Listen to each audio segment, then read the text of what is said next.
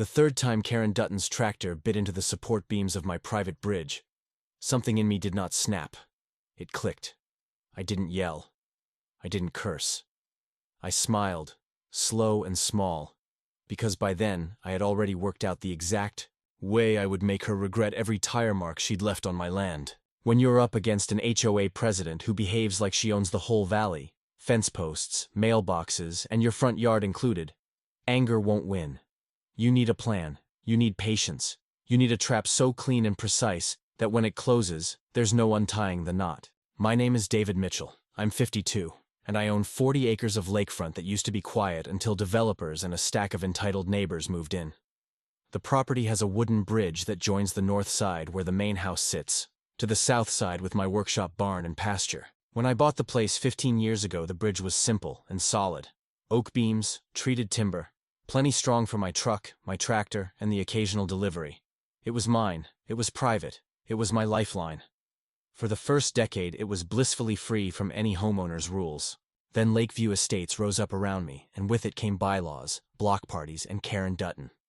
She became HOA president about 3 years ago and treated that title like a coronation. Mid-50s, always dressed as if she'd stepped out of a country club catalog, driving a black Cadillac Escalade that announced itself before she did. Her smile never quite reached her eyes, and when she looked at you over those designer sunglasses, it felt like she was measuring your worth. Our first meeting set the tone. She came to my door with a clipboard and a practiced, polite bite. "While your land isn't technically in the HOA," she said, chin high, "it's visible from our properties, so you must maintain community standards." I told her quietly and clearly that property law didn't care about appearances. She didn't like that answer. For a year or two, we managed a cold truce. Her passive-aggressive letters about my uncut grass and my unsightly barn went into my trash, and I pretended not to notice her planning meetings and neighborhood watch lectures. Everything changed when the Meadowbrook development, a luxury build on the far side of the HOA land, began. The builder's access road was a long, wasted detour from the highway. My bridge sliced that detour down to 3 minutes instead of 15. For contractors hauling heavy machinery, my private shortcut was suddenly very tempting. I first realized what Karen wanted on a Tuesday morning in early April. I was sipping coffee on the porch when I heard an engine that didn't belong. Walking down to the bridge, I found Karen measuring its width with a tape, a contractor leaning in the truck. "Morning, Karen," I said, keeping my voice friendly because I'd learned that losing my temper only made things worse.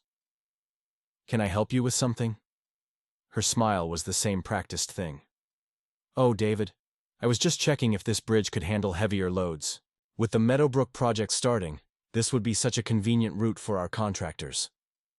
"This is private property, Karen," I said evenly. "The bridge is mine." Her smile tightened into something sharper. "Well, actually, according to the original county plat maps from 1987, there may be an easement granting community access to certain water crossings." She said it like a verdict. I had owned the land for 15 years, and I'd read every scrap of paper tied to it. I knew there was no easement. "Show me those documents and we can talk," I said. She waved me off. "I'll have my attorney send them over." Then she and the contractor walked across my bridge and drove away without my permission. That was the first time they crossed it.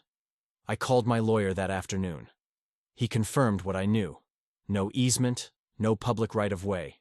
Nothing that gave Karen or the HOA permission to use my structure. My attorney sent a polite, firm cease and desist. I waited a week thinking the matter might die. It didn't.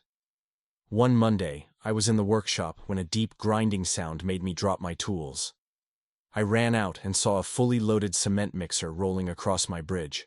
The weight made the beams bow in a way that left my stomach in my shoes. I ran, waving and shouting, but the truck crossed to the other side and disappeared down the dusty road to Meadowbrook. After it left, I inspected the timbers and found fresh cracks in the main support beams. My hands shook, not from fear, but from a cold, tight anger. This wasn't clumsy work by a careless driver. It was deliberate. Someone was testing the bridge, wearing it down on purpose. I photographed every crack, every fracture, every splinter, then called my lawyer. He sent a stronger legal letter. Trespass, property damage, a warning of consequences. I thought that might fix it. 3 days later, a new envelope arrived in my mailbox. Not an apology. A formal HOA violation notice addressed to me claiming my bridge was unsafe and, because it posed a community hazard, that I must repair it to commercial standards or demolish it within 30 days. The thing was a weapon dressed as bureaucracy. Karen was weaponizing the HOA. That night, my wife Linda found me at the kitchen table staring at the letter like it was a puzzle I couldn't untangle. "What are you thinking?" she asked. "I'm thinking Karen Dutton just made a very big mistake," I said. "I wish this were where the story ended, where she saw reason and left my bridge alone. That's not how people like Karen work. They don't let go. They double down, using power to push and push until something gives." 2 weeks later, I was in the hardware store when Linda called. I heard it in her voice before she spoke. A rise of panic. "David, come home. There's another truck on the bridge. A big one." I drove like a madman and pulled into the driveway to see the sight Linda described. A massive John Deere tractor, industrial tires, parked dead center on my bridge. And standing next to it with her clipboard like a scepter was Karen. I climbed down from my truck and walked up slowly, keeping my face calm because I'd learned cold thinking beats hot words. "Karen, what the hell do you think you're doing?" I called out. She looked up with that same infuriating smile. "Oh, David, I was just having our structural engineer assess the bridge," she said. "Since you received a violation notice, we have to ensure community safety." "This is private property," I said, the words tightening. "You have no authority here. Get that tractor off my bridge before I call the sheriff." She held up a paper like a magician revealing a trick.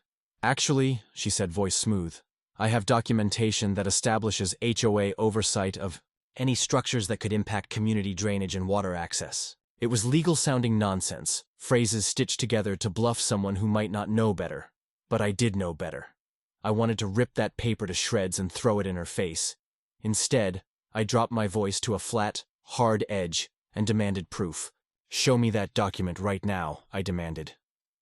"I'll have it sent to your attorney," she said, waving her hand dismissively. Then she signaled to the tractor driver who started the engine with a roar that made the bridge timbers shudder. The tractor rolled forward, and I heard sounds that made my stomach drop to the sharp crack of wood splitting the groan of stressed metal brackets. The screech of nails pulling loose from their moorings. The bridge had been damaged before, but now it was being destroyed. When the tractor finally cleared to the other side, Karen followed in her Escalade, driving across like she was queen of a parade. She didn't even look back. I stood there on my side of the bridge looking at what she'd done. 2 support beams were cracked clean through. The weight distribution was now completely off. The main crossbeam had a split running down its entire length. The bridge wasn't just damaged anymore. It was dangerous. Linda came down and stood beside me, her hand finding mine. "How much will it cost to fix?" she asked quietly. 15, maybe 20,000, I said, my jaw tight. "Maybe more if we have to replace the foundation pilings." She was quiet for a moment. "We should call the police," she finally said. "We will," I promised. "But first, I need to document everything." I spent the next hour taking photographs and videos of every damaged section, every crack, every sign of the destruction Karen had caused. Then, I called the county sheriff's office and filed a formal complaint for trespassing and property damage. Deputy Miller came out that evening, a decent guy in his 30s who'd always been fair with me. He walked the bridge, took his own photos, and shook his head. "This is pretty clear-cut trespassing, David," he said. "I'll file the report. You should press charges." "I intend to," I said. But Karen was 3 steps ahead. The next day, before I could even contact my attorney, I received a certified letter from the HOA's legal team.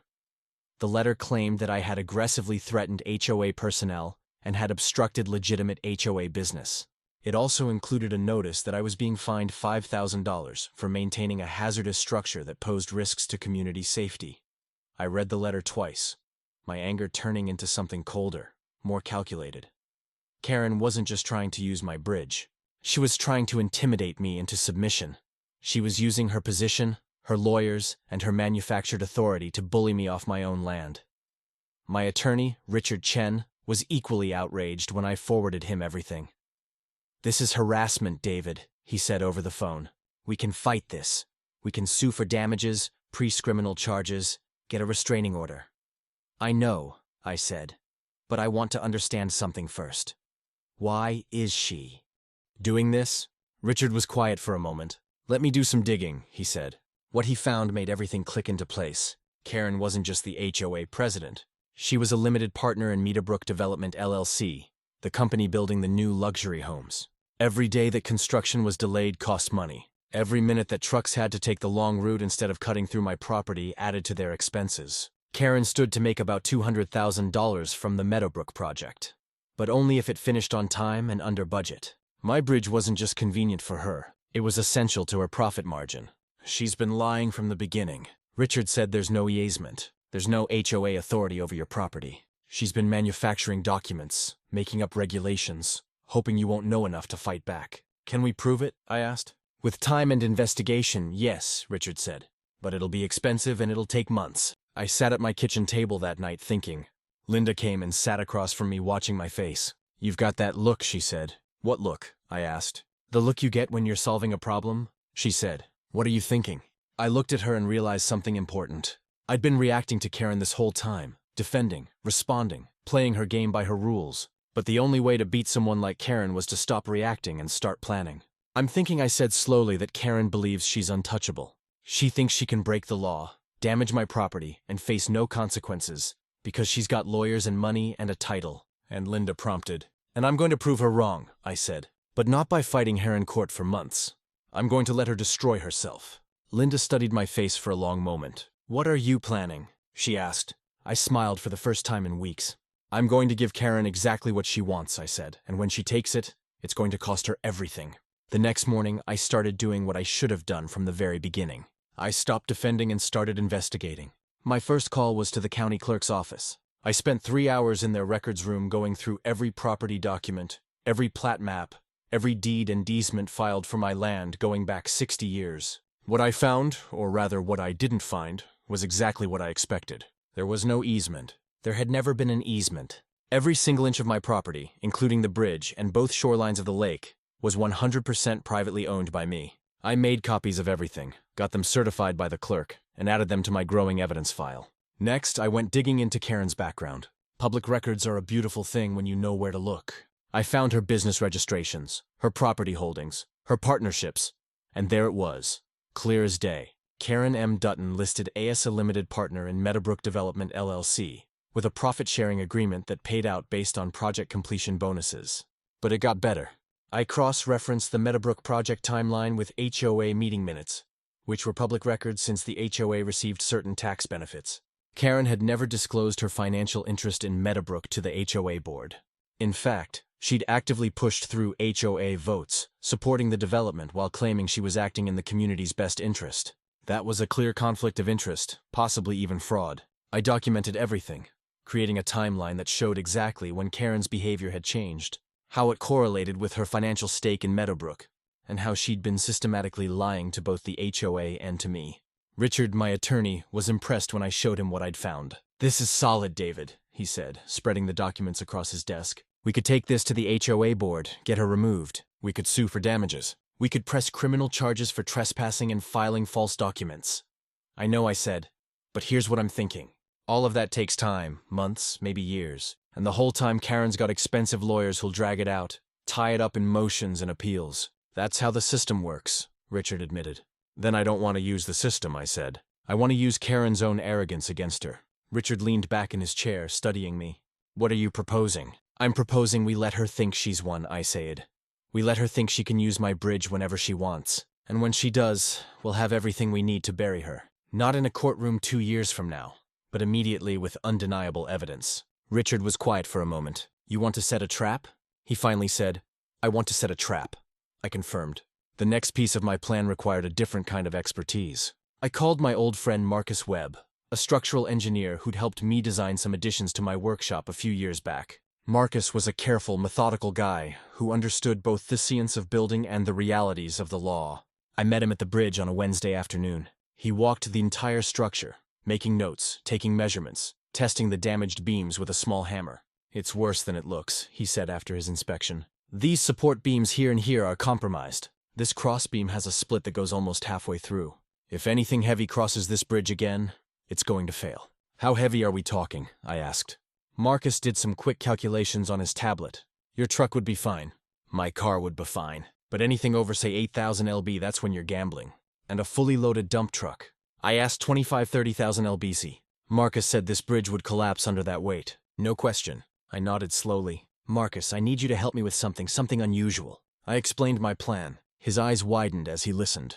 And when it finished, he was quiet for a long moment. That's risky, he finally said. Can it be done safely? I asked. Marcus thought about it, then nodded slowly. If we do it right, yes. We'd need to engineer the failure point control exactly where and how the bridge gives way. We'd need to ensure that when it fails into shallow water with minimal risk of injury. Can you design that? I asked. I can, he said. But David, if anyone gets hurt, no one will get hurt, I interrupted. That's the whole point. The bridge fails, but it fails safely. The evidence is captured, and Karen has no one to blame but herself. Marcus studied the bridge again, his engineer's mind already working through the calculations. Give me 2 days, he said. I'll draw up the plans. While Marcus worked on the structural component, I focused on surveillance. I ordered 4 high-definition security cameras with night vision and motion activation. I positioned them carefully, one on each side of the bridge to capture anyone approaching one with a clear view of the bridge deck itself, and one aimed at the south side where vehicles would exit. I also installed weight sensors beneath the bridge deck, the kind used in truckway stations that would record exactly how much weight was crossing and at what time. Everything would be time-stamped, dated, and stored both locally and in the cloud. The cameras were hidden in what looked like birdhouses and weathered equipment boxes. Unless you knew exactly where to look, you'd never spot them. I tested the system thoroughly. Every angle was covered. Every critical moment would be captured in crystal clear 4 Kelvin's video with audio. My final piece of preparation was the most important. I contacted Deputy Miller and explained in general terms what I was planning. I didn't give him specifics, but I made sure he understood that if I called him in the next few weeks, he needed to come immediately and be prepared to review video evidence on site. You're setting her up, Miller said. Not, Kia questioned. I'm giving her enough rope, I replied. What she does with it is her choice. Miller thought about it, then nodded. As long as everything you're doing is legal, it is, I assured him. I'm just protecting my property and documenting what happens on it. I also had a quiet conversation with the county building inspector, Tom Rodriguez. I'd known Tom for years. He was a straight shooter who hated corruption. I showed him what I'd found about Karen's undisclosed financial interest in Meadowbrook and how she'd been pushing through permits and approvals without proper oversight. Jesus, Tom muttered, reading through the Play-It documents. If this is true, half the permits for that development might be invalid. It's true, I said, but I need you to wait. When the time comes, I'll call you. And when I do, I need you to come out and do a thorough inspection of the Meadowbrook site. Tom looked at me sharply. What are you planning, David? I'm planning to expose corruption, I said simply. And I'm going to do it in a way that no lawyer can spin, no amount of money can hide, and no crooked HOA president can talk her way out of. Tom smiled slowly. When you call, I'll bet her, he promised. Everything was in place. The cameras were recording. The sensors were active. The structural plans were ready. My allies were briefed. All I needed now was for Karen to do exactly what I knew she would do. Overstep, overreach, and walk right into the trap I'd laid for her. I just had to be patient. Marcus delivered the structural plans on a Friday afternoon, spreading the detailed blueprints across my kitchen table like a general planning a military operation. This is how it works, he explained, pointing to the various marked sections. We're going to repair the bridge, but we're doing it strategically. The repairs will look solid from the outside. Fresh lumber, new bolts, everything appears reinforced. But I prompted, but we're intentionally weakening specific load-bearing points, Marcus continued. See these support beams? We'll replace them with lumber that's been carefully treated to look strong, but has reduced load capacity. We'll use fasteners that are rated for lower weight than standard. Nothing dangerous for normal use. Your truck will be fine. Regular vehicles will cross without issue. But a dump truck? I asked. Marcus nodded grimly. A fully loaded dump truck hitting this bridge at any speed will exceed the engineered failure threshold. The bridge will collapse in a controlled manner. It'll drop straight down into the water, which is only 4 FT deep at that point. Maximum noise, maximum drama, minimum actual danger, and you're certain no one will get hurt? I asked. Because that was the line I absolutely wouldn't cross. I'm certain, Marcus said firmly. The cab of the truck will be above water. The driver might get shaken up, maybe bruised, but the way it's designed, there's no risk of serious injury. It's essentially a 4-foot drop into shallow water. Scary as hell, but safe. Over the next week, Marcus and I worked on the bridge repairs. To anyone watching, we were fixing the damage Karen had caused. I even made sure to work during daylight hours when neighbors might see wanting word to get back to Karen that the bridge was being repaired. We replaced the cracked beams with the specially prepared lumber. We installed new crossbeams that looked robust, but were engineered to fail at precisely calculated weight thresholds. We even painted everything with fresh weatherproofing, making the bridge look better than it had in years. Oscar-worthy performance, Marcus joked as we put the finishing touches on the work. This bridge looks like it could hold a tank, but it can't, I said. But it can't, he confirmed. Anything over 8,000 lb moving at speed, and this thing is coming down. With the bridge repaired, I moved to the next phase of my plan. I drafted a letter to Karen, carefully worded with Richard's help, informing her that my bridge had been professionally repaired and that it remained private property. The letter included a formal notice that any unauthorized use would be considered criminal trespassing and would be prosecuted to the fullest extent of the law. I sent it certified mail return receipt requested. I wanted proof that she'd received it. Proof that she'd been explicitly warned. Then came the bait. I mentioned casually to my neighbor Bill Henderson, who I knew was friendly with Karen, that Linda and I were planning a trip to visit our daughter in Colorado. 3 days, I said, leaving Thursday morning and returning Sunday evening. House will be empty, Bill asked. Pretty much, I said with a shrug. Might have someone check on things once or twice, but otherwise, yeah. I saw the information register in Bill's eyes. He was a gossip, and I knew he'd mention it to someone, who'd mention it to someone else, and eventually it would reach Karen. The trap was baited. Wednesday evening, Linda sat me down in the living room. She'd been quietly supportive through all of this, but I could see the worry in her eyes. Are you sure about this? She asked. What if something goes wrong? What if someone does get hurt? I took her hands in mine. Marcus engineered this down to the millimeter, I said. The water's shallow, the fall is short, and the cab will stay above the waterline. I wouldn't do this if there was real danger. But what if Karen doesn't take the bait? Linda asked. What if she doesn't use the bridge? Then nothing happens. I said the bridge stays up. We eventually repair it properly, and we fight this through legal channels. But Linda, we both know Karen. She's arrogant. She thinks she's untouchable. When she hears I'm gone for 3 days, she'll see it as an opportunity. Linda was quiet for a long moment. And if she does take the bait, she asked softly, then we'll finally have undeniable proof of her trespassing, her willful destruction of property, and her complete disregard for the law. I said, well, have it all on camera, time-stamped with weight sensors, confirming a vehicle way beyond safe limits crossed my clearly marked private property. No lawyer can spin that.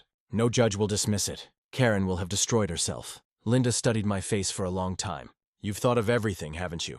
She finally said. I've tried, I admitted. She squeezed my hands. Okay, she said. I trust you. Thursday morning, we made a show of leaving. We loaded suitcases into the car, locked up the house, and drove off toward the highway. But instead of heading to Colorado, we drove to a hotel 15 miles away and checked in under Linda's maiden name. I'd set up the security camera feeds to stream to my laptop and phone. Every angle of the bridge was visible in real time. All I had to do was watch and wait. Thursday passed quietly. So did Thursday night. I started to wonder if maybe I'd been wrong, if maybe Karen was actually going to behave. But Friday morning changed everything.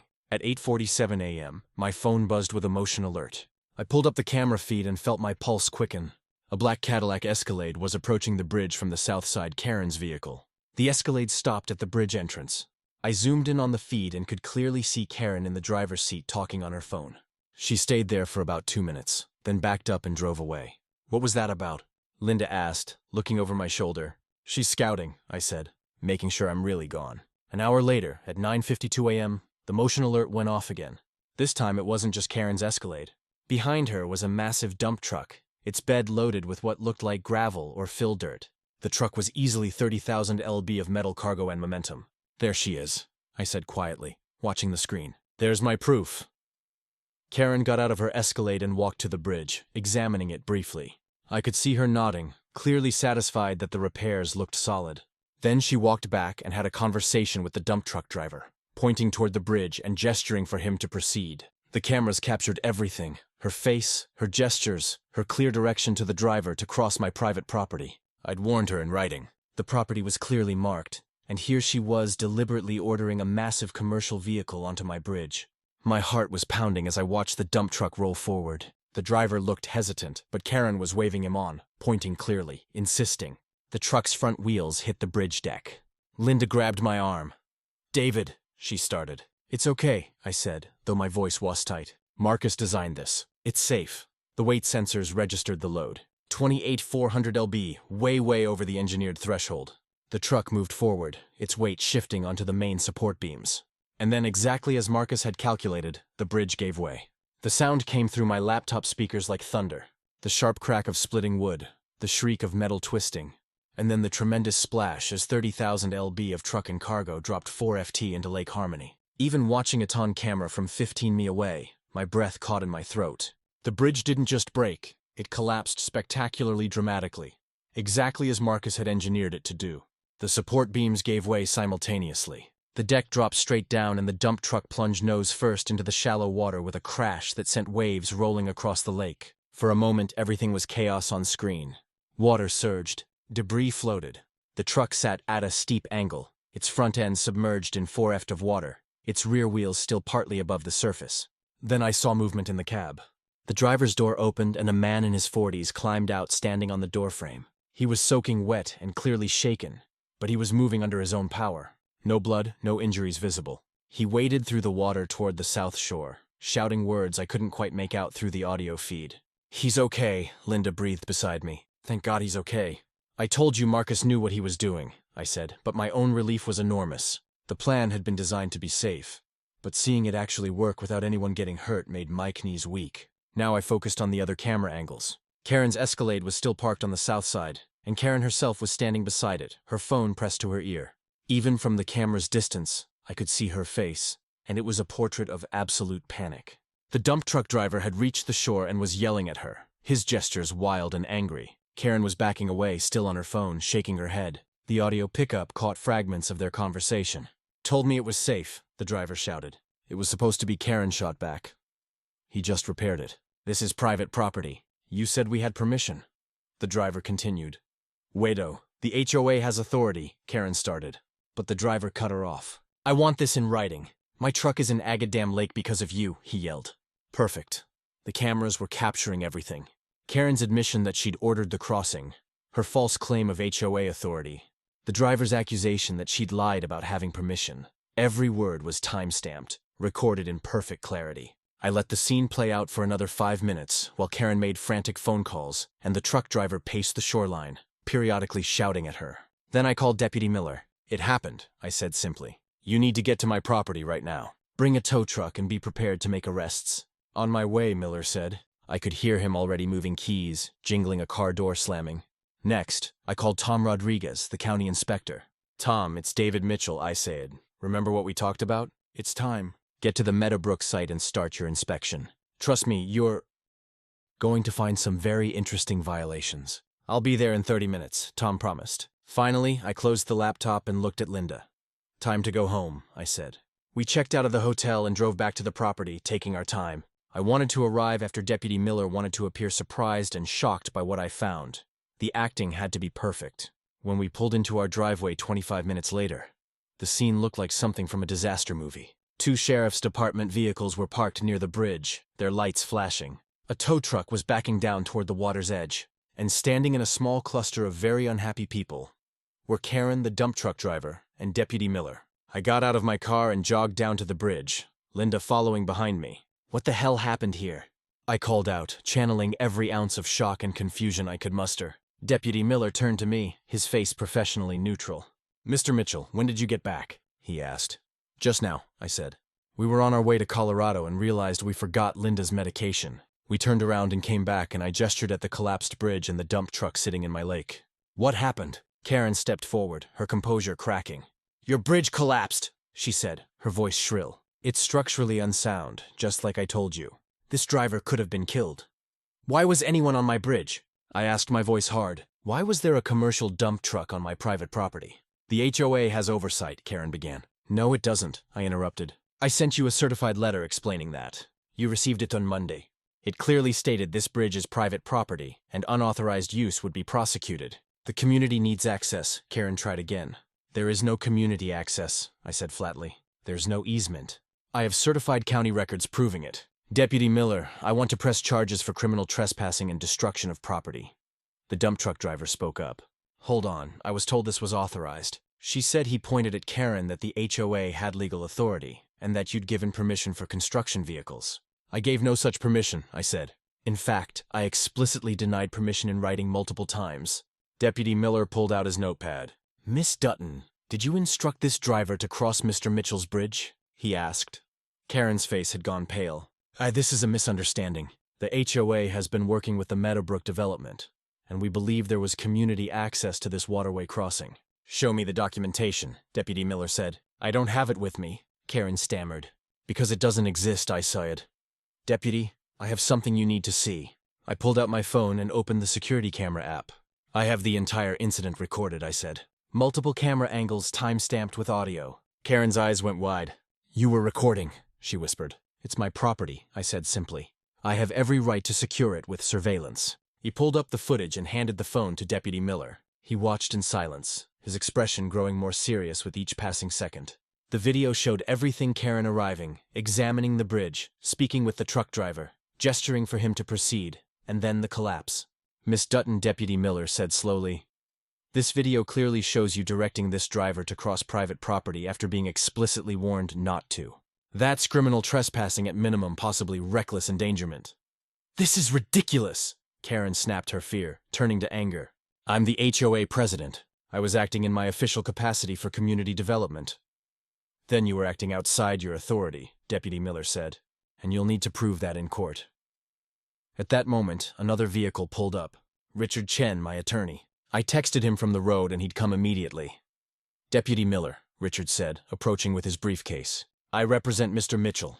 I have documentation here that proves there is no easement, no public access, and no HOA authority over this property. He pulled out the certified county records and handed them over. Karen was visibly shaking now. You can't do this, she said. But her voice had lost all its confidence. I'm not doing anything, I said calmly. You did this to yourself. You were warned. You were given every opportunity to follow the law and you chose not to. Deputy Miller looked up from the documents. Miss Dutton, I need you to come with me to the station, he said. We need to get an official statement and there will likely be charges filed. Karen's mouth opened and closed, but no words came out. For the first time since I'd known her, she was completely, utterly speechless. As Deputy Miller led her to his patrol car, I turned to Linda. She was staring at the collapsed bridge and the dump truck in the water, her hand pressed to her mouth. It worked, she said quietly. It worked, I confirmed, and we're just getting started. The collapse of my bridge was just the beginning of Karen's problems. Over the next 72 hours, I watched her carefully constructed empire of lies and manipulation crumble faster than those support beams had given way. The first domino fell that same afternoon. Tom Rodriguez, the county building inspector, showed up at the Meadowbrook development site and started doing what he did best, his job. What he found was a disaster. Tom called me that evening and I could hear the anger in his voice. David, you were right, he said. This entire project is riddled with violations. Permits that were approved without proper environmental impact studies. Foundation work that doesn't meet code. Electrical systems that are flat out dangerous. And every single approval has Karen Dutton's signature on it. Can you shut it down? I asked. I already issued a stop work order, Tom said. Nothing moves on that site until every violation is addressed and proper permits are refiled. We're talking months of delays, maybe longer. I thought about Karen's profit-sharing agreement with Meadowbrook Development.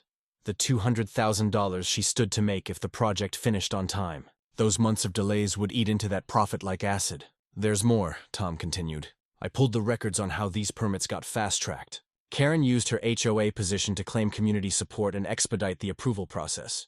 But according to HOA bylaws, she should have disclosed her financial interest in the project. She never did. That's fraud, I said. That's fraud, Tom confirmed. I'm forwarding everything to the district attorney's office. The second domino fell on Saturday morning. I received a phone call from Bill Henderson, my neighbor, who I'd used to spread the word about my trip. But Bill wasn't calling to gossip this time. He was calling to apologize. David, I need to tell you something. Bill said, his voice uncomfortable. Karen approached me 3 weeks ago. She asked me to keep track of when you left your property. Said it was for community security purposes. I didn't think much of it at the time. But after what happened with your bridge, she was using you to spy on me, I said, not surprised. Yeah, Bill admitted. And I feel like an idiot. But here's the thing. She approached other neighbors, too. Asked them to report on your activities. Take photos of your property document when you had visitors. David, she was building some kind of surveillance network. That was harassment, possibly stalking. I added it to the growing list of Karen's illegal activities. But Bill wasn't done. After the bridge thing, people started talking. He continued. And it turns out a lot of neighbors have stories about Karen fines that didn't make sense. Violations for things that weren't actually violations. Threats if people didn't vote the way she wanted on HOA issues. Why didn't anyone speak up before I asked? Because she was intimidating, Bill said simply. She had lawyers, she had authority, and she made people feel like fighting back would cost too much. But now that you stood up to her, now that everyone sees she's not untouchable, people are ready to talk. By Saturday afternoon, I'd received calls and emails from 11 different neighbors, all with their own Karen Dutton horror stories. I documented everything and forwarded it all to Richard, my attorney. The third domino fell on Sunday. Meadowbrook Development LLC issued a public statement distancing themselves from Karen. The statement claimed that Karen had been acting as an independent consultant and that the company had no knowledge of any improper permit, approvals, or HOA conflicts of interest. It was corporate damage control at its finest, throwing Karen under the bus to protect the company. But it also meant Karen had lost her most powerful ally and her anticipated payday. Richard called me Sunday evening with an update. The HOA board held an emergency meeting this afternoon. He said Karen wasn't invited. What happened? I asked. They voted unanimously to remove her as president, effective immediately. Richard said they also voted to authorize an independent audit of all HOA finances and decisions made during her tenure. And David, they want to meet with you. They want to formally apologize for everything that's happened and make it clear that the HOA has no claim to your property. I felt a wave of satisfaction wash over me. What about criminal charges? I asked. Deputy Miller filed his report. Richard said the district attorney is reviewing it along with Tom Rodriguez's findings about the permit fraud. Karen's looking at criminal trespassing, filing false documents, abuse of authority, and possibly reckless endangerment. Plus, you have grounds for a substantial civil suit for property damage, harassment, and emotional distress. How substantial? I asked. With the bridge damage, the cost of dealing with her harassment and punitive damages, I'd say we could pursue anywhere from $100,000 to $200,000, Richard said. And given the video evidence and the pattern of behavior, I think we'd win. But the most satisfying moment came on Monday morning. I was shaving coffee on my porch when I saw a familiar black Escalade pull into Karen's driveway across the lake. Through my binoculars, because yes, I was absolutely watching.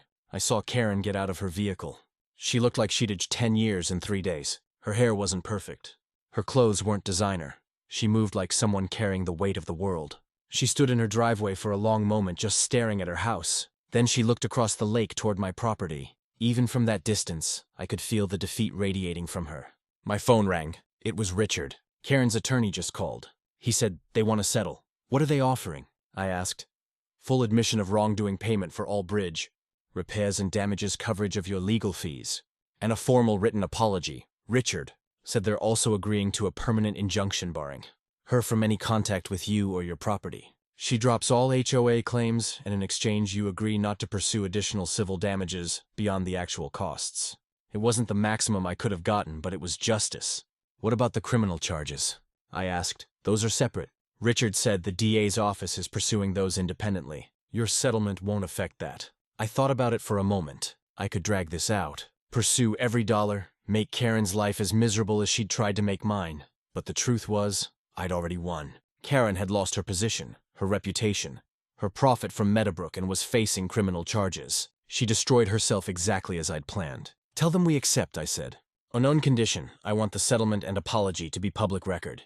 I want every neighbor, every HOA member, every person she ever bullied to see it. I'll make it happen, Richard promised.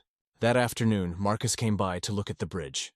Beautiful work, he said, examining the collapse. Fell exactly as designed. No structural damage to the pilings, no environmental contamination.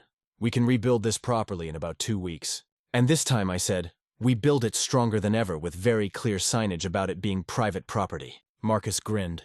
I'll design you a sign so big and clear even Karen could read it. Karen won't be a problem anymore, I said. She's done.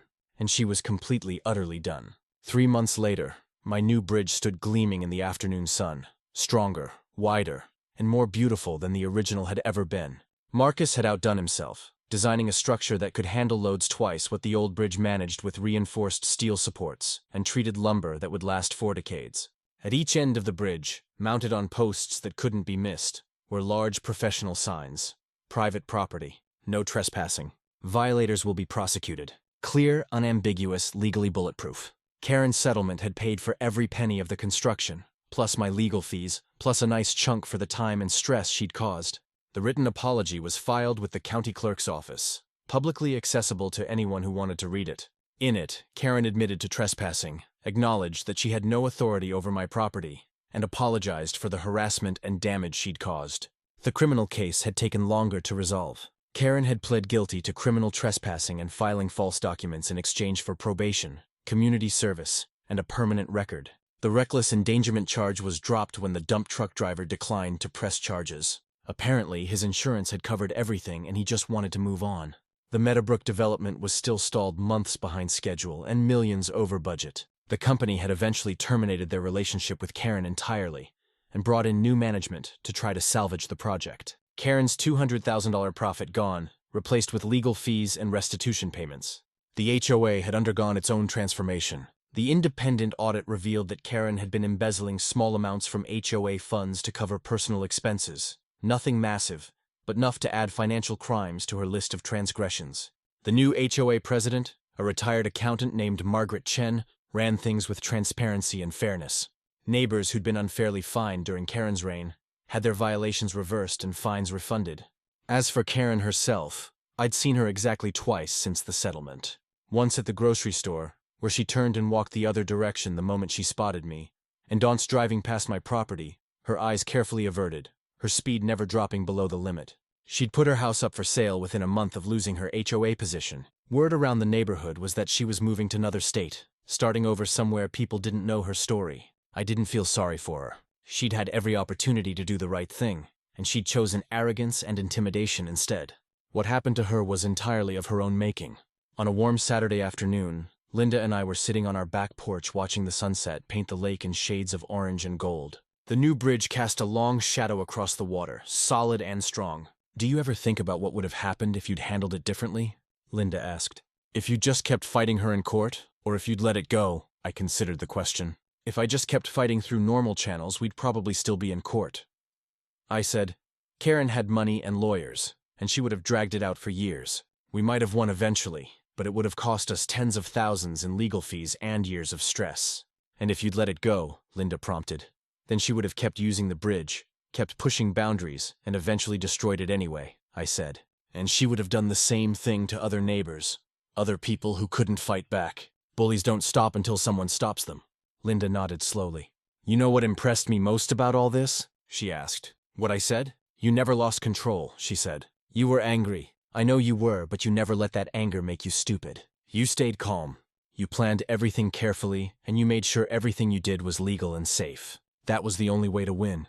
I said if I'd confronted her physically or done something illegal, I would have been the one facing charges. Karen would have won. But by staying patient, by documenting everything, by letting her own actions become her downfall, that was how I beat her. The truth was, the whole experience had taught me something important about justice and revenge. Real victory doesn't come from losing your temper or meeting aggression with more aggression. It comes from being smarter, more patient, and more strategic than your opponent.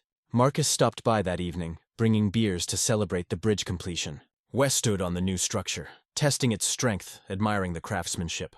"You know, the best part of this whole thing," Marcus said. "Karen thought she was so smart, so untouchable. She thought her title and her money meant she could do whatever she wanted." And I prompted, "And you proved that intelligence beats arrogance every single time."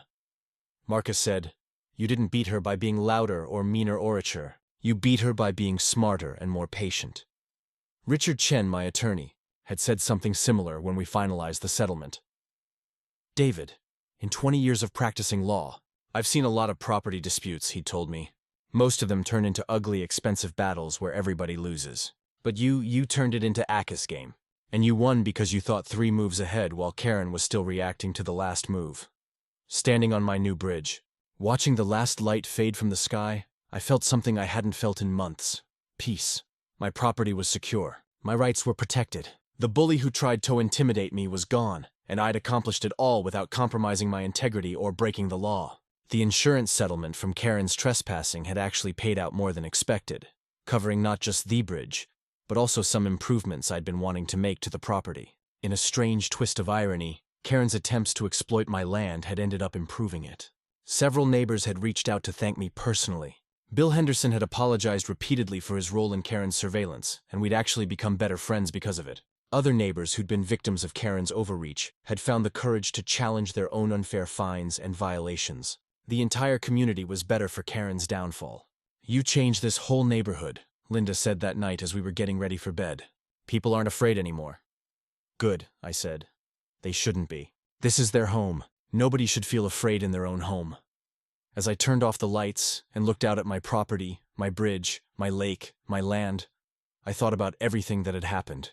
Karen had tried to take something that wasn't hers, and she'd paid the price. Not because I'd been vengeful or cruel, but because I'd simply stood my ground and let her own actions speak for themselves. Sometimes the best trap you can set for someone is the truth, and sometimes the most powerful revenge is simply refusing to be a victim.